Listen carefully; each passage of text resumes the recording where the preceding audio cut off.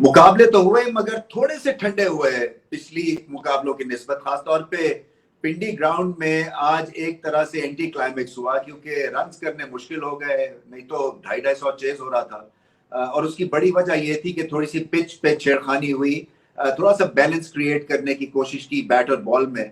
क्योंकि देखिए, अगर बॉलर को आप बिल्कुल ही आउट कर देंगे अपने दफा से, तो फिर वो वन साइडेड और एक तरह से थोड़ी सी आपको मैच का मजा जो है वो थोड़ा सा किरकिरा हुआ महसूस होता है। सो उसके लिए भी थोड़ी सी पिच को फाइन ट्यून किया गया फॉर द बेटर, मैं कहूंगा, इसलिए कि जब तक के मुकाबला नहीं होगा बैट और बॉल में तो मजा नहीं आएगा।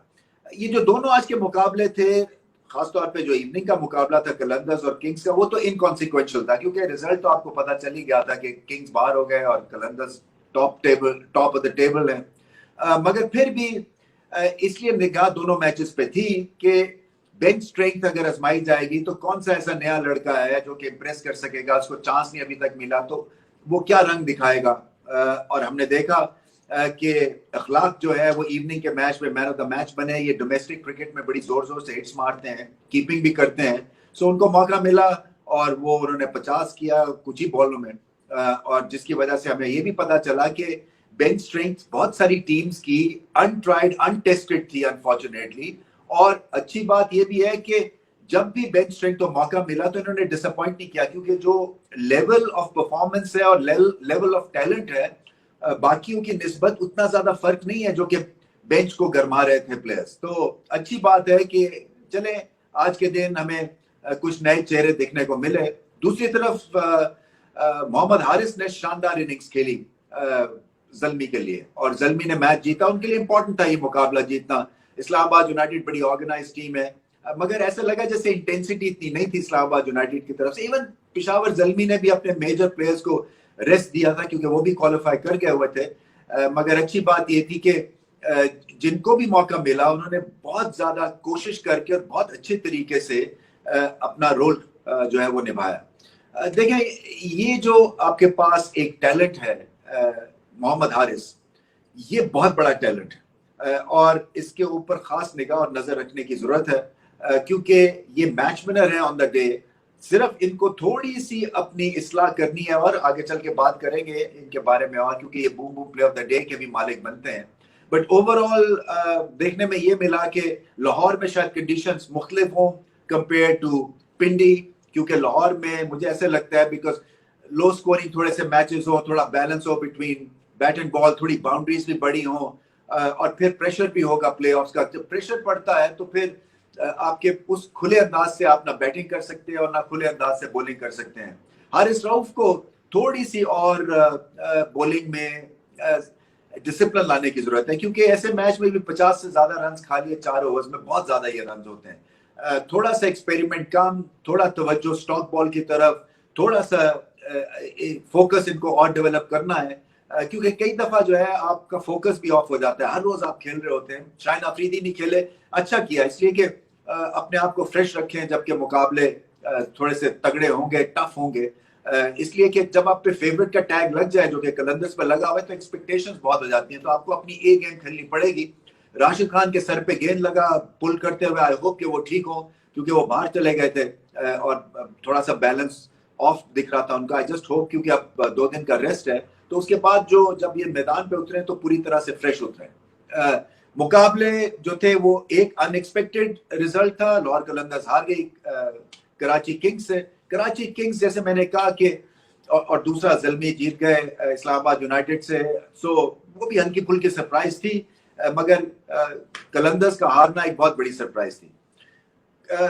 कराची को बहुत काम करना है, कराची को अपनी डायरेक्शन ठीक करनी है, अपने थिंक टैंक पे दोबारा से निगाह दौड़ानी है। इतनी देर से इतनी बड़ी फ्रेंचाइज स्ट्रगल कर रही है, ये ठीक बात नहीं है। सो टफ डिसीजंस लेने हैं, जैसे कि क्वेटा ग्लैडिएटर्स को टफ डिसीजंस लेने हैं, क्योंकि आप अगर परपेचुअल बॉटम 2 की टीम्स रह जाते हैं तो कमर्शियल हिट मिलती है आपको, क्रिकेट की हिट मिलती है, आपके फैंस जो है वो नाखुश हो जाते हैं, आप पे क्रिटिसिज्म होता है। और आप इस सारी फ्रेंचाइज क्रिकेट में इसलिए आए हैं कि आप लोगों के दिल जीत सकें, आप अपनी सिटी को खुशियां दे सकें, और जब आप हारते हैं तो आप खुशियां फैन से छीन लेते हैं, और वैसी खुशियां बड़ी लिमिटेड सी हुई आजकल पाकिस्तान में। सो बहुत ध्यान देना पड़ेगा इनको कि कौन सा इनका थिंक टैंक ठीक है, रिप्लेसमेंट चाहिए थिंक टैंक में। इनको सारे अपने ऑक्शन के ऊपर अपना मॉडल तब्दील करना पड़ेगा, क्योंकि इस तरह से हिट पड़ती रहेगी क्वेटा को भी और कराची किंग्स को भी, तो फिर इतनी बड़ी फ्रेंचाइज, दोनों बहुत बड़ी फ्रेंचाइज हैं, ये फैन बेस खो देंगी। और वैसे भी फिर क्योंकि 6 ही टीमें हैं और 2 अगर पहले मुकाबले से बाहर हो जाती हैं अर्ली इन द पीस, तो फिर ये पीएसएल का भी एक तरह से जो एक कशिश है वो भी मांद पड़ जाती है। सो ये मुझे कहना था। अब चलते हैं हम book book play of the day की तरफ।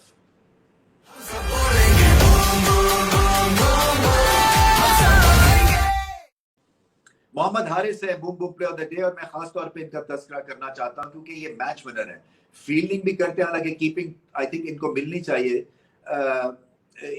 मैं समझता हूं कि इनमें इतनी ऑलराउंड एबिलिटी है कि ये कीपिंग भी शानदार कर सकते हैं और बहुत उम्दा कीपर है। मेरे ख्याल से एट पार विद रिजवान है इस वक्त पाकिस्तान में बिहाइंड द स्टंप्स, और बैटिंग इनकी लाजवाब है। इनको यही मेरी तरफ से तो एक एडवाइस है कि जो 30-40 करते हैं उसको 60-70 पे लेके जाएं और कंसिस्टेंसी और लेके आए, और थोड़े से चांसेस कम लेते हैं कि ये इम्पॉसिबल कई दफा एंगल्स क्रिएट करने की कोशिश करते हैं जो सिचुएशन के हिसाब से भी ठीक नहीं है, और अपने टैलेंट को सामने रखते हुए भी इनके पास बेहतर सेफ ऑप्शंस हैं छक्का और चौका लगाने के लिए, मगर बहुत ही एक मुश्किल इम्पॉसिबल एंगल तराशने की कोशिश करते हैं खामखा से, जबकि इन्होंने ऑलरेडी प्रेशर क्रिएट कर दिया होता है बॉलर्स के ऊपर। सो जब आपने प्रेशर क्रिएट कर दिया है तो फिर जरा ठंडी करके खाएं। इसका मतलब ये नहीं है कि और ज्यादा आप इतना ज्यादा आप वो ले जाएं एक तरह से चांस और रिस्क कि अपनी बैटिंग का ही बेड़ा गर्क करते हैं। सो नॉर्मल बैटिंग करें, थोड़ा सा फुटवर्क पे इनको काम करना है, जरा प्रॉपर शॉट्स खेलें,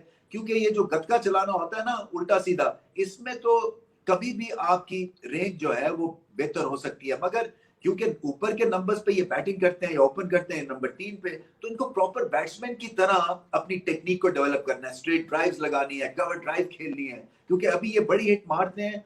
बैलेंस बेइंतहा अच्छा है इनका जब ये बड़ी शॉट लगा रहे होते हैं। सो बैलेंस के साथ कुछ इनको और करने की जरूरत नहीं है, सिर्फ अपनी टेक्निक के ऊपर काम करे और अपने आप को एक नॉर्मल बैट्समैन समझे। मत समझे कि ये स्लोगन है, मत समझे कि टीम इनसे 6 बॉलों में 6 छक्के एक्सपेक्ट कर रही है, क्योंकि अपने नॉर्मल रिदम से ये खेलेंगे तो ये शायद 6 छक्के भी लगा देंगे बगैर कोशिश किए हुए, बगैर रिस्क लिए हुए। सो इनको इसी बबल में रह के लेस रिस्की होना है और कंसिस्टेंसी बढ़ानी है और अपने डीएनए को ऑल्टर किए बगैर ये सब कुछ करना है। ये सलाहियत है इनमें, बहुत बड़ा टैलेंट है ये, और कीपिंग के साथ बैटिंग, और इस तरह से अगर बैटिंग आप कर सकते हैं तो फिर आपका जो सक्सेस का रेट है वो तो 100% ऑलमोस्ट गारंटीड है। स्काई इज द लिमिट इनके लिए। सिर्फ अपनी फोकस को बढ़ाएं, थोड़ी सी गेम अवेयरनेस को और ज्यादा बेहतर करें, और नेचुरल इंस्टिंक्टिव बैटिंग बिल्कुल करते रहें विदाउट टेकिंग इम्पॉसिबल रिस्क्स। बहुत बहुत अच्छी इनिंग्स थी इनकी।